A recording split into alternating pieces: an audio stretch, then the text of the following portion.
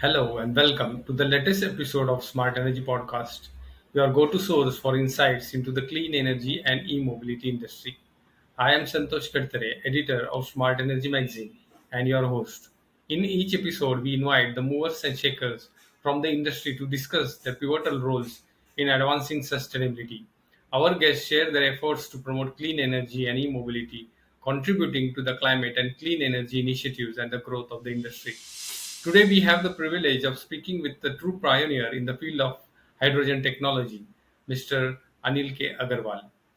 Mr. Agrawal is the founder and managing director of Airox Nigen Equipments Private Limited, a company that has emerged as a leading force in green hydrogen solutions. Under his visionary leadership, Airox has grown into a major player in the global energy transition, pushing boundaries and innovating at the forefront of the green hydrogen revolution. From a humble beginning to building a brand that's helping power a cleaner tomorrow, Anil's journey is nothing short of inspiring. And today, he's here to share their journey with us, along with his insights on where the hydrogen economy is headed and how India can lead the charge. Welcome to the podcast, Mr. Anil My Agarwal. pleasure. It's entirely my pleasure. Airox Nigen has successfully completed over 75 hydrogen projects, including pilot green hydrogen initiatives with major public sector entities. What has been the key challenges and milestones in this journey? See two things in this. While a lot of people are talking about hydrogen, but in some PSU, not all PSU, but some PSU, people are reluctant to take a decision on it. Right now, the pilot projects, because we are also into the real hydrogen projects, so we have been able to get so many of orders. Last 3 years, a lot of people are talking of large scale projects, but not even a single has actually started. Some pilot projects, about 7 to 8, have been announced, and we got more than five of out of them. And we also commissioned four already in those pilot projects, which are all public sector unit projects. So challenges are that people are not really understanding this subject, and but still want to go for it. That's a really insightful point and honestly a bit eye opener. It's true, sometimes there's a rush to adopt new technologies without fully understanding the nuances, and that can create serious roadblocks down the line. Moving on to my next question. As a pioneer in hydrogen technology, how does Aerox Nigen differentiate itself in the global green hydrogen market? See, we are the only company who is making something. We are in existence for last 35 years, and we have the largest team right now. Though we are getting challenges and interest by too many large companies who have got lot of money power, but they don't have those talents which we have. So we have really executed jobs, but we are still trying to discuss with two other players in the field. So I think for us the future is really bright because we are on the forefront at all times.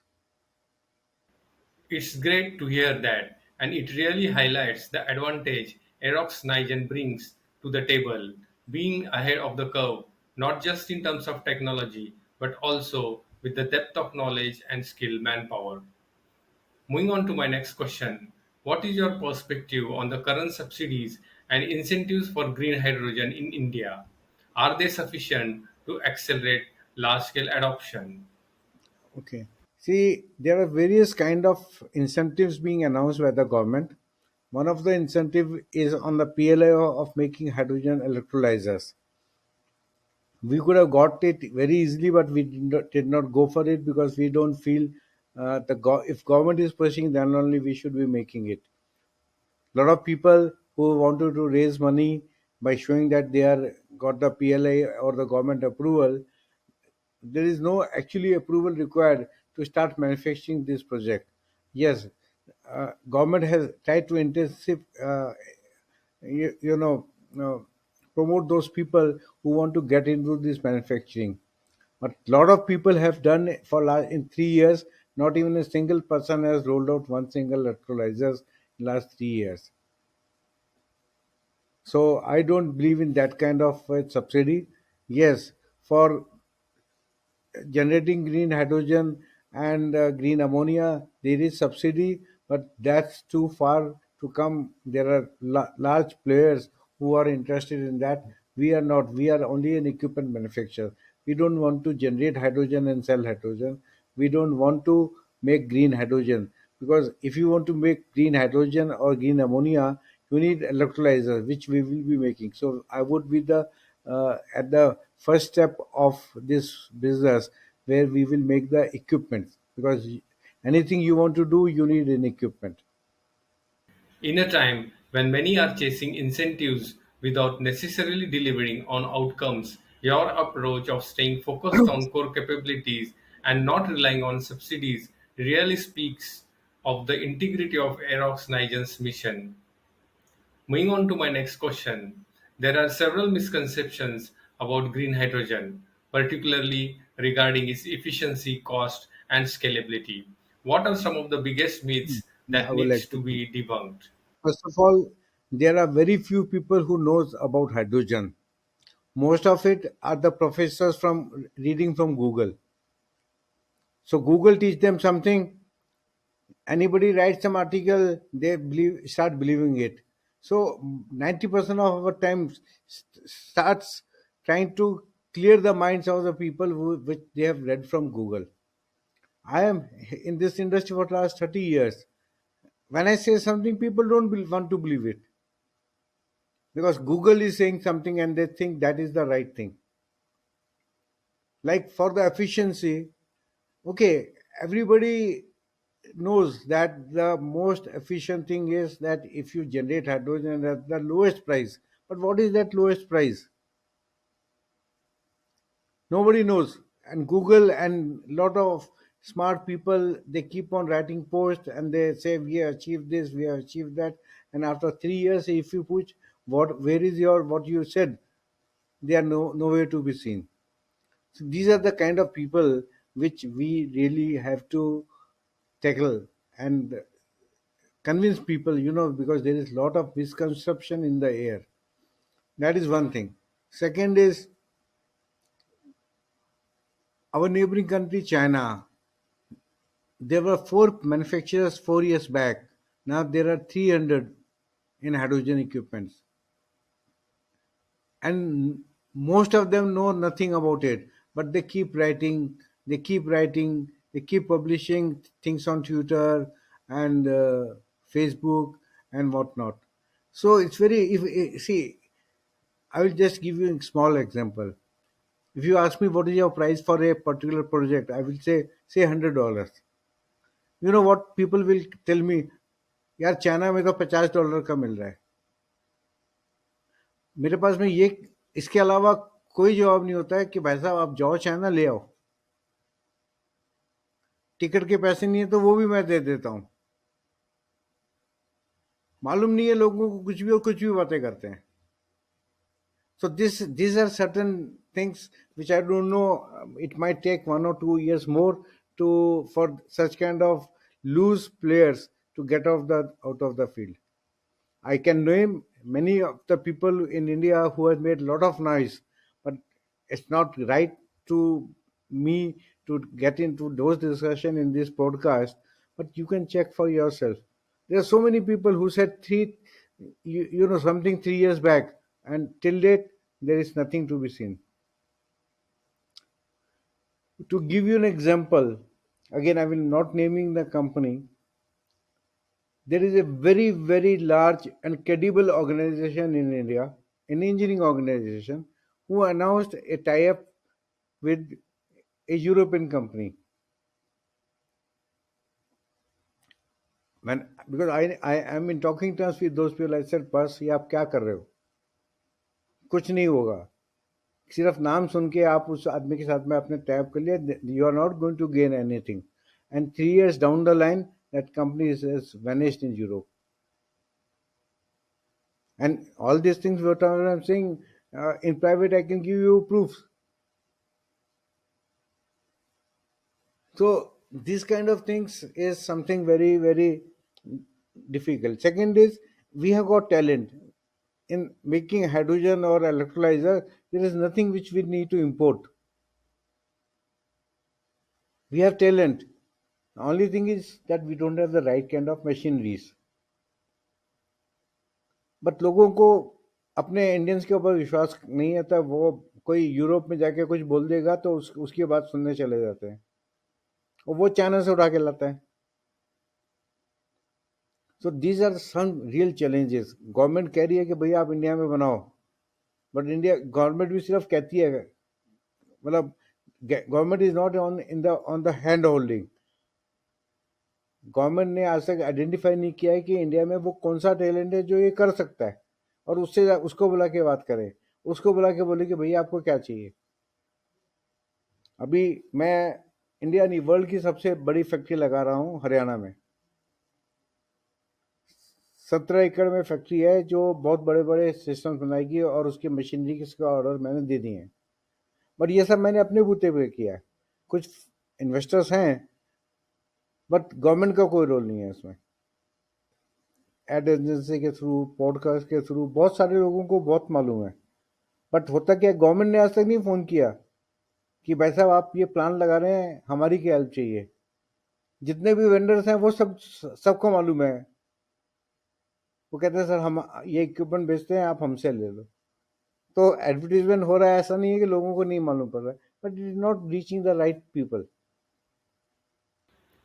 When most of the knowledge floating around is surface level, it's easy for misinformation or half truth to take hold.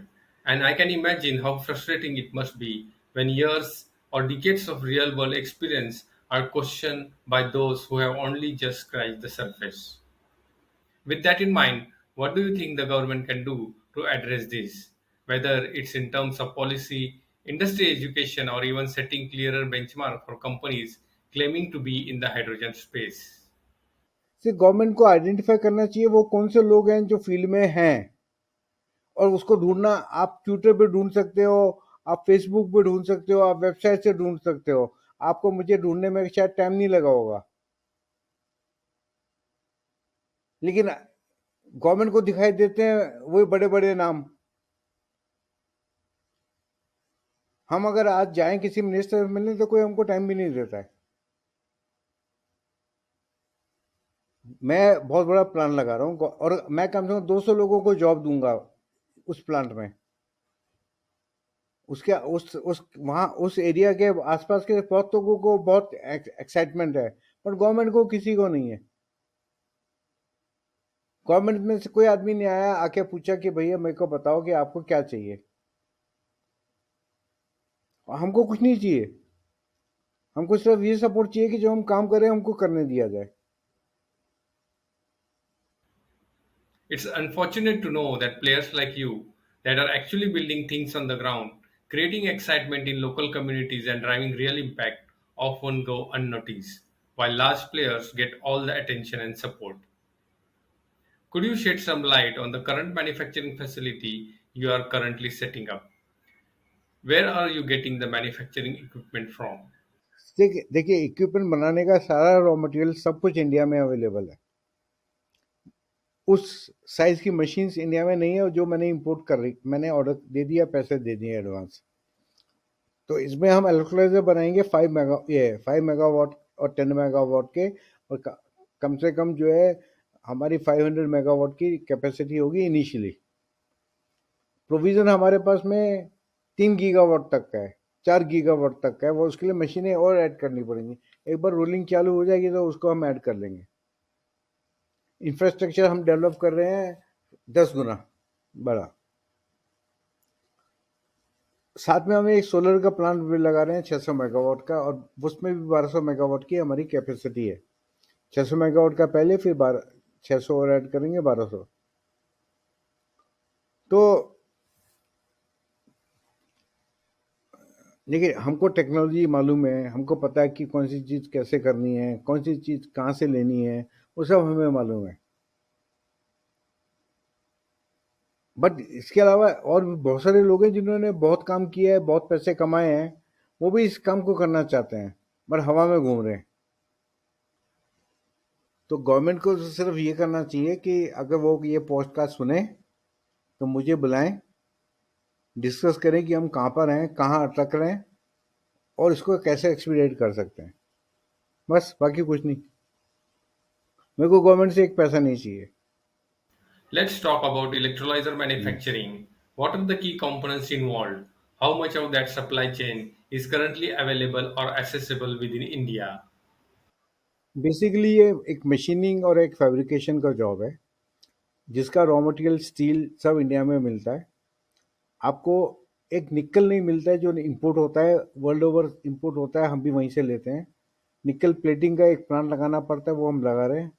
और एक membrane है जो India में हमको मालूम है कैसे बनानी है, बट हम बना नहीं रहे क्योंकि क्वांटिटी नहीं है।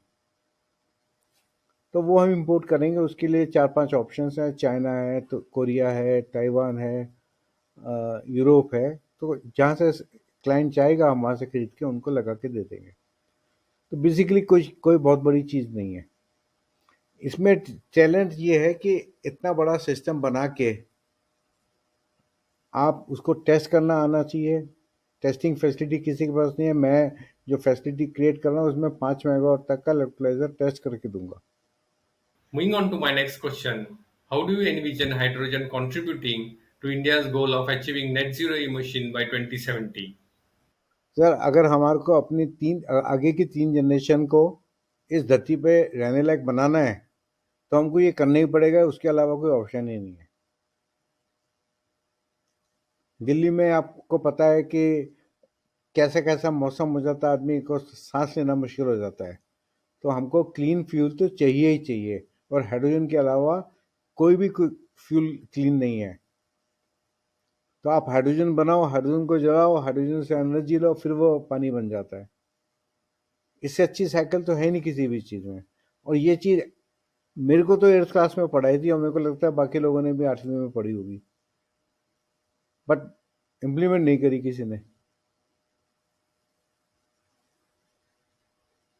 देखिए, एक चीज़ है, मैं आपको बताता हूँ, एक छोटा सा एग्जांपल दूंगा। इंसान पानी पैदा होने के बाद से ही पीना चालू कर देता है। कोई ये बोलेगा कि भाई पानी अच्छा मत पियो, खराब पानी पियो, नहीं। बट हमने बिस्लरी की बोतल 20 साल से पीनी चालू करी है। उसके पहले तो शायद मैं भी नहीं पीता था। नल नल खोला, ग्लास नीचे लगाया और पी लिया जो आता था। और उस समय 20 रुपए की बोतल खरीदना शायद हर एक के बस की बात नहीं थी। पर आज आज आप मेरे को बताओ, आज एक पानी की ठेली पे चले जाओ, जो आदमी जो भी कमा रहा है वो भी नल से लेके पानी नहीं पी रहा, क्योंकि उसको मालूम है कि अगर मैंने ऐसा कुछ किया तो उससे ज़्यादा पैसे डॉक्टर को देने पड़ेंगे। तो इसी तरीके से है कि सर, आज जो लोग कहते हैं हाइड्रोजन महंगी है, महंगी नहीं है, कुछ भी नहीं है। जब आदमी हार्ट अटैक आता है और अस्पताल जाता है तो नेगोशिएट नहीं करता है डॉक्टर से कि सर कुछ कम पैसे ले लेना। वो कहता है मेरी जान बचाओ। तो हम उसी कंडीशन में पहुंच गए। हमको अब इस कंट्री को बचाना है और हमको ग्रीन फ्यूल ही यूज़ करना है। In the next 10 years, where do you see India in the global hydrogen economy? And what role do you see Airox Nigen playing in it? Sir देखिए, हम अपनी तरफ से सब कोशिश कर रहे हैं। हमको ये मालूम है कि इंडिया में कुछ भी होगा, हम पहली 3 स्टेप्स में होंगे लोगों के साथ। कितना होगा? अभी देखिए, बात मार्केट में कम से कम 25,000 करोड़ के जॉब्स की है। रिलीज कितने हुए हैं? जीरो। तो मैं कह रहा हूँ अगर 500 करोड़ के भी जॉब्स होंगे तो हमको उसमें से मिलेगा। तो कंट्री कितना ग्रोथ करेगी, और इसमें बहुत सारी चीज़ें हैं। देखिए, इसमें ऐसा है कि गवर्नमेंट कह रही है कि हाइड्रोजन यूज़ करो रिफाइनरी में, हाइड्रोजन यूज़ करो स्टील में। अब मैं कोई रिफाइनरी तो बनाऊंगा नहीं, ना मैं स्टील प्लांट बनाऊंगा। तो अब जो स्टील प्लांट वाला है वो कब डिसीजन लेगा, इसके बारे में मेरा कोई रोल नहीं है। गवर्नमेंट पुश कर रही है, ये मैं कह सकता हूँ। वो कब होगा, कैसे होगा, ये मुझे नहीं कर मैं कह नहीं सकता। बट ये है कि इसके अलावा बहुत सारी और कंट्रीज में भी हमारे एक बार ये मैन्युफैक्चरिंग फैसिलिटी क्रिएट हो जाए तो हम देखेंगे, अगर इंडिया में लोगों को और टाइम लग रहा है सोचने में, समझने में, हम बाहर जाएंगे। आउटसाइड ऑफ इंडिया सर, आप कहाँ पर अपॉर्चुनिटी ज़्यादा है देख रहे हैं? यूएस में है, यूरोप में है, आपके मिडिल ईस्ट में है। देखिए, मेरी एक बार जब फैसिलिटी क्रिएट हो जाए, आज मेरे पास फैसिलिटी है बट वो छोटी छोटी है, 1 एकड़ की फैसिलिटी है मेरी। जब फैसिलिटी क्रिएट हो जाए, फिर मैं सबको बुलाऊंगा और बोलूंगा देखो इसको। फिर इतना मैं कह सकता हूँ कि वो उसने अगर चाइनीज भी देखी होगी ना, तो वो वापस नहीं जाएगा चाइना। सर, आपकी फैसिलिटी कब तक तैयार होने की चांसेस है? जून जुलाई तक। पूरी मतलब फुल कैपेसिटी के साथ जो है उस हाँ। हिसाब से। Moving on, what role do you see hydrogen playing in the future of transportation, and how significant is its potential in contributing to broader decarbonization goals? Hydrogen he decarbonise करेगा, बाकी कुछ नहीं कर सकता। ना डीजल करेगा, ना कोयला करेगा, ठीक है, ना पेट्रोल करेगा। करना तो यही पड़ेगा। अब क्वेश्चन क्या हो रहा है कि अंडा आए या मुर्गी आए पहले? पहले सस्ता हो या अफोर्डेबल हो पहले? तो अब ऐसा कि ये तो दोनों चीजें साइड बाय साइड चलती रहेंगी। अभी तक लोग सोच नहीं रहे थे, अब सोचना चालू कर दिया है। और आपको मालूम है कि सब कुछ भेड़ चाल से चलता है।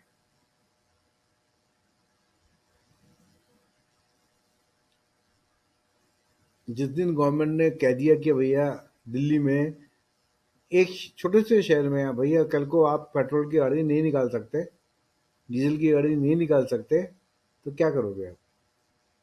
बट प्रॉब्लम ये कि क्या हाइड्रोजन की गाड़ियां हैं? नहीं। प्रॉब्लम है कि क्या हाइड्रोजन के स्टेशन हैं? नहीं। तो अभी काम तो गवर्नमेंट सब स्किल पे चल रहा है। You are absolutely right. It's truly a chicken and egg situation, and overcoming it will definitely require a strong push through collaboration between the government and the industry. To wrap up, what advice would you offer to industry players and professionals who are looking at hydrogen as a space full of opportunities and are considering stepping into this sector? Sir देखो, सब कुछ bright है हमारे sector में, but आप बिना test करे अगर लोगों की बातें सुन के कुछ भी करोगे, तो कुछ नहीं होने वाला। Mr. Agarwal, it's been an absolute pleasure having you with us today on Smart Energy Podcast. Thank you for walking us through Airox Nigen's remarkable journey and for sharing such powerful insights on the future of hydrogen and its role in decarbonization. Your vision, especially around the role of green hydrogen in India's energy transition, has been both ठीक inspiring है। and eye opening, and I'm sure our viewers have a lot to take away from this conversation. My pleasure. To everyone watching, thank you for tuning in. If you enjoyed this episode, make sure to like, share, and subscribe to the YouTube channel of Smart Energy for more conversation with the leaders shaping tomorrow's sustainable world. See you soon on the next episode of Smart Energy Podcast.